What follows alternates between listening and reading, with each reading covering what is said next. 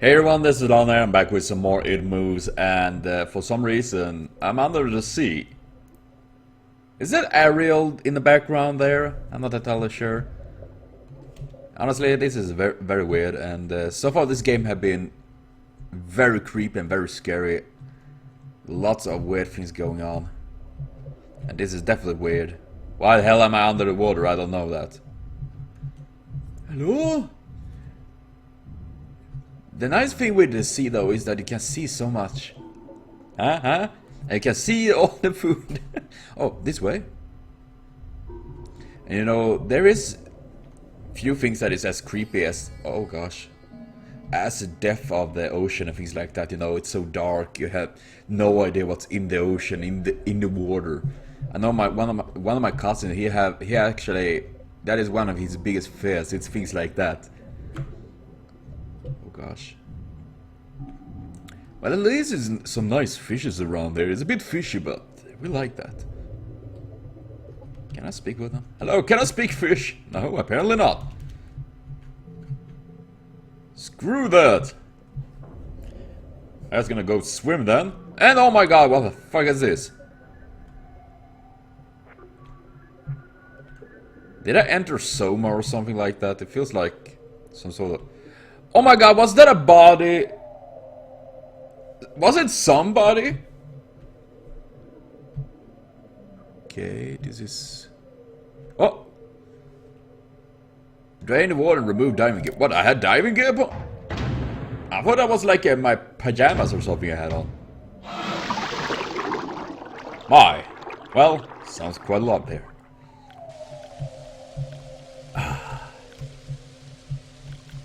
Oh! Progress! Yes, now we can breathe underwater. And oh my god! Dad? That's Daddy! What are you doing here, Daddy? What is this? So I've been reading through. It's very much text here, but it's pretty much explain here. It's about a dude here, Captain Theodore Fielding, that speaks about that deep down the ocean is pretty much have all the kind of fears, the true fears that is deep within man. One, fear of the dark, fear of suffocation, fear of the unknown, fear of flying insects. Well, maybe not everyone, but that is pretty, it can be pretty nasty. And fear of being caught. That is one of my biggest fears, I can assure you that. You know, being chased by and have no way to assimilate. That feeling of being chased is something I have such a huge problem with. But yes, I won't go through the entire thing there though, because that would be an entire chapter itself. Oh my god, what the heck is that for a glowing thing? Oh my god, it's one of those fish, and it's huge. Oh my gosh. Oh! What was that? Nay, oh my god, I jumped down. Oh god, Daddy's there. Daddy Powder, what are you doing there? And he's just waving at me, that son of a bitch! Oh my god. I said, I'm getting shields here. Oh my god! What the fuck was that? Now kids, now we know, fear the depths of the ocean, because there's all creepy kind of things down there. Oh gosh. What if it was asleep? It hadn't so much as breathed since I had woken up. Perhaps it was resting, believing that it had finally got me. That I was finally in its grasp. Or perhaps it was toying with me. After all, it had been doing just that for countless nights. And now, with my under it, pinned against my mattress with no mother to protect me, maybe it was holding off, savoring its victory until the last possible moment, like a wild animal savoring its prey. I tried to breathe as shallowly as possible, and mustering every ounce of courage I could. I reached over slowly with my right hand and began to peel the blanket off me. What I found under those covers almost stopped my heart. I did not see it, but as my hand moved the blanket, it brushed against something. Something smooth and cold. Something which felt unmistakably like a gaunt hand. Oh! I held my breath in terror as I was sure it must now have known that I was awake. Nothing. It did not stare. It felt dead.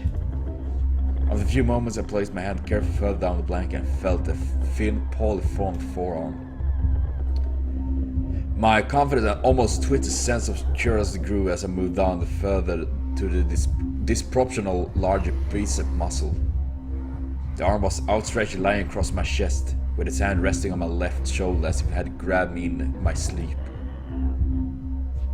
I realized that I would have to move this cadaverous appendage if I even so much hoped to escape its grasp. For some reason, the feeling of torn, raped clothing on the shoulder of this nighttime invader stopped me in my tracks. I really don't like the sounds here. Fear once again swelled in my stomach and in my chest as I recoiled my hand in disgust at the touch of straggled, oily hair. I could not bring myself to touch its face, although I wondered to this very day what it would have felt like. Yeah, probably nothing good, I can assure you that. Dear God, it moved. Yeah. Hostia? Hosta? Hostia? What the heck is that?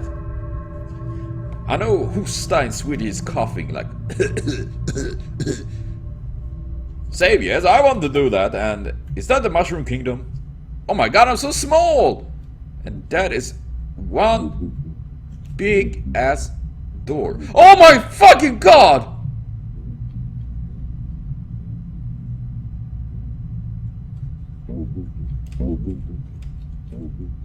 Okay, that is so fucking weird. Why did I say that? Because things just become even more weird. That looks like, and oh my god, there's a little head there. Is this some sort of, oh gosh, should I really go in here? Well, how about that? Can you see this? Oh, no, that is something from Metroid or something like that. Well, I'm gonna, oh my god, they keep an eye on me. Oh, jävlar!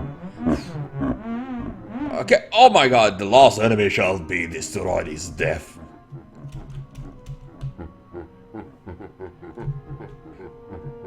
What are you talking about? It doesn't make sense to me. Then again, it's a nightmare. Nightmares rarely make sense. At least my nightmares rarely did.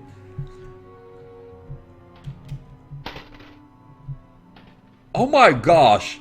Well, they've been very creative with the shit here.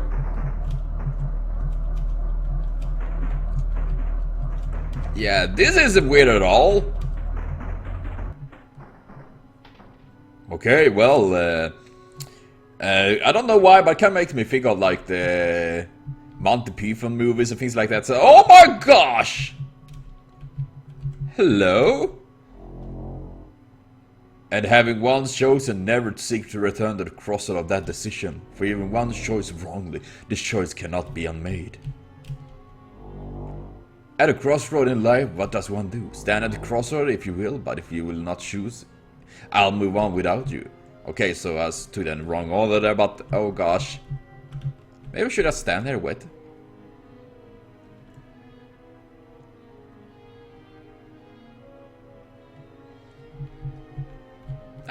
We're going down. Oh my god!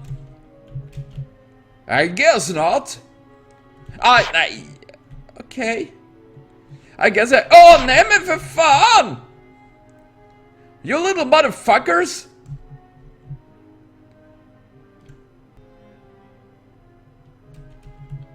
Can you please move? You little asshole!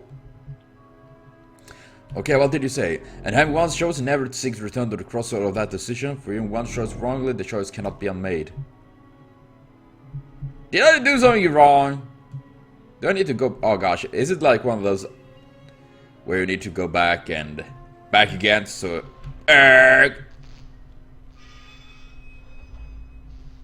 well, how about that?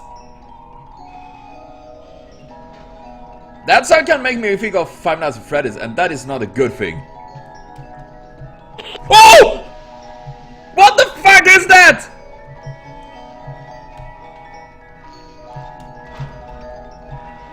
Yeah, fuck this shit! Bye bye! Oh no! Oh no! Oh, it's still there! It's still there! Whatever is this? Can I go back? No! Oh no! Please go away! Oh no!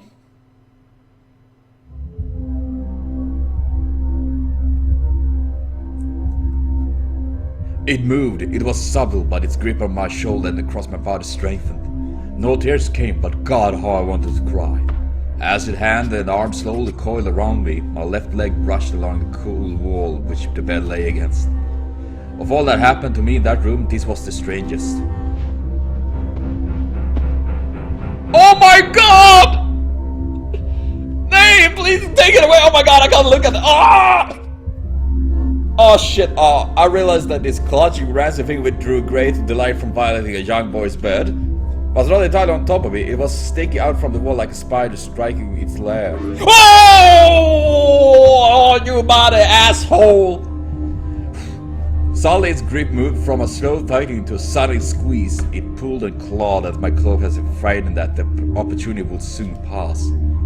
I fought against it, but its emaciated arm was too strong for me. Its head rose up, writhing and contorting under the blanket.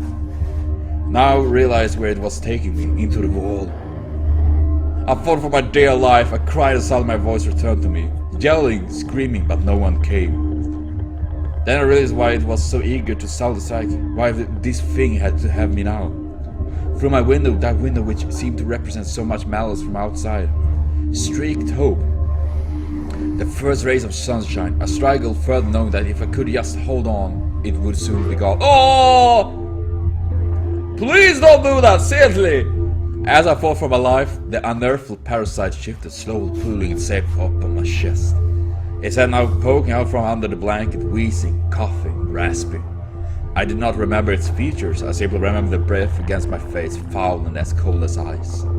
As the sun broke over the horizon, the dark place, that suffocating room of contempt was washed, bathed in sunlight. I passed out as the scrawny fingers encircled my neck, squeezing the very life from me. Oh! My fucking gosh!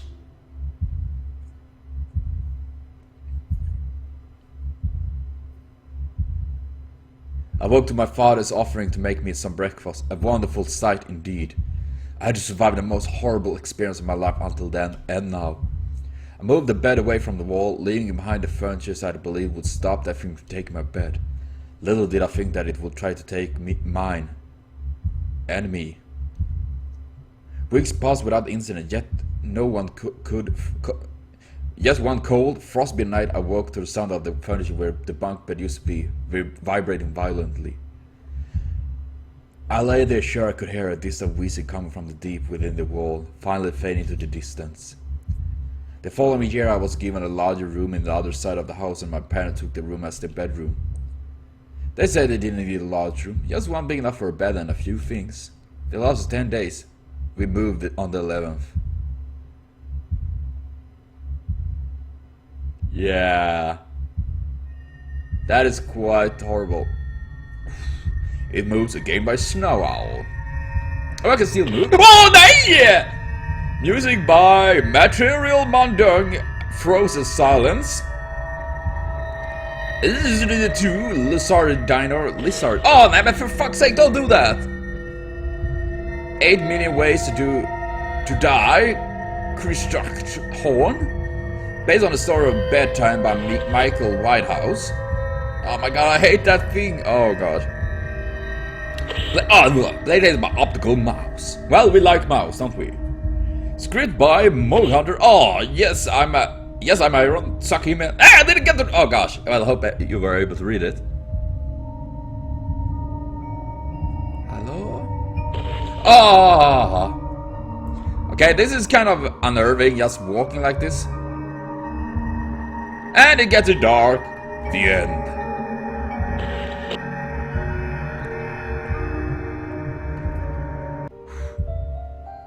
Oh. Wow. Seriously, wow. It must definitely have been a creepy ass experience. Seriously, I'm amazed how freaky this game was actually.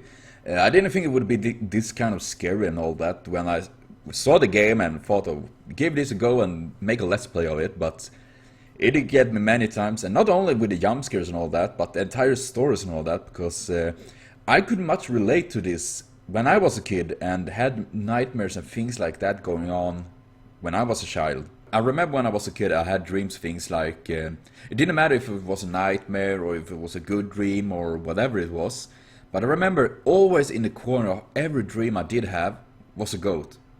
And no, not one of those cute little color goats, but this goat was, fur was very strawy, it was very dirty, it had no eyes. It was empty eye sockets with just blood pouring out from the eyes, from the eye sockets there, and it was constantly chewing at the beat of my heart. So if my heart was beating faster, because I could hear the heart, the pulse, actually the pulse, you know, from the air and all that when you put your head down. So it was chewing after that, and didn't matter what kind of dream I did had, it was somewhere in that dream, somewhere standing, just watching me. And seriously, that goat thing was there for so many fucking years, and always chewing at the beat of my heart. Now I don't have any phobia for goats or anything like that. Still think goats can be quite lovely animals, but I do have a kind of problem sometimes. I think goats can be fucking freaky and things like that. And some goats in certain movies or everywhere freaks me fucking out after seeing this so much.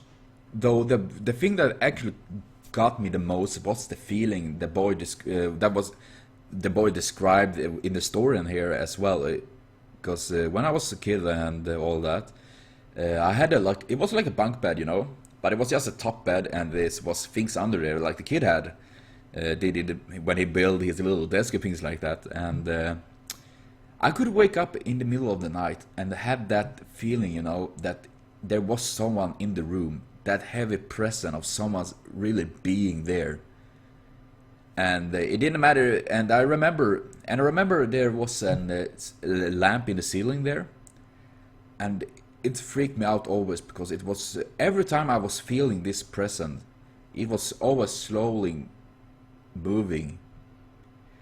And of course it could be the wind and things like that, but even the windows could always be closed and things like that, and it was not the entire thing, it was the entire thing of it was something like someone was there, and it freaked me out so fucking much. And the only way to actually ease in that was to manage to get the courage to climb down from my bed and rush over to turn on the light. Then it vanished.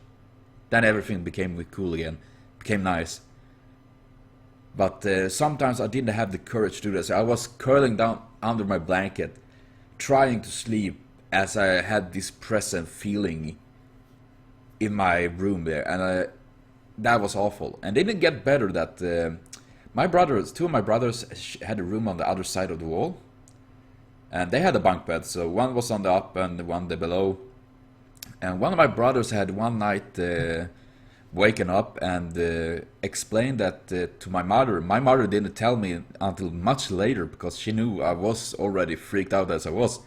But he had told her that he had seen a person sitting in the hallway and looking into my room. And it was not one of my parents, because it was, he assumed it wasn't at least. But later on when I heard about that, I was pretty freaked out about the entire thing and things going on. And yeah, but so that is why some of the reason why I could associate and feel so much with this kid and this story. Freaking, as I said, that is, I got shivers because I could relate so much to this, and that was scary. But yes, so this was definitely one of the really great indie horror games I've been playing in a while, definitely. But yes, so I give this definitely good points for being very creepy, very story driven, heavy with the creepy things going on, and of course all the small jump scares that appears that added fuel into this. And not only jump scares, but the entire idea that things are in the corner of your eye all the time and freaking you out and trying to get you. That is that was an amazing horror game, I must say that. But yes, so thank you. But yes, so that will be for now of this playthrough though, but I will be back with more horror games, you can count that, and many other games of course. And remember to comment, share, subscribe, and like for it, because it means super much to me. And we see you all next time in the next video, and have a continued super great day.